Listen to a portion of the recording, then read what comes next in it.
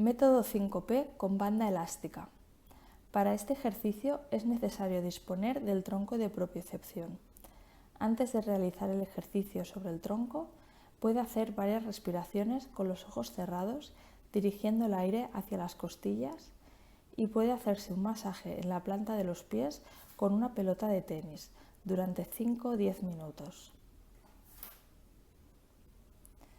A continuación, manteniendo la posición de pie delante del tronco de propiocepción, la parte cóncava del tronco es la que contactará sobre el suelo. Ponga una banda elástica alrededor del tronco. Coja la banda elástica por su extremo con ambas manos. Súbase al tronco de propiocepción apoyando la planta de los pies sobre el tronco. Rodillas ligeramente flexionadas, retroversión de la pelvis y autoelongue la columna vertebral dirigiendo la barbilla hacia el esternón.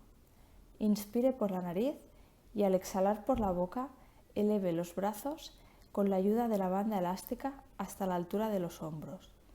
Mantenga el equilibrio sobre el tronco, subiendo y bajando los brazos con ayuda de la banda elástica. Si es posible, durante 5 minutos. Si no es posible, aguante el tiempo que pueda. Durante la ejecución del ejercicio se produce una activación de forma refleja, es decir, involuntaria, de la musculatura del suelo pélvico y de las fibras inferiores del abdomen. Realice el ejercicio solo una vez.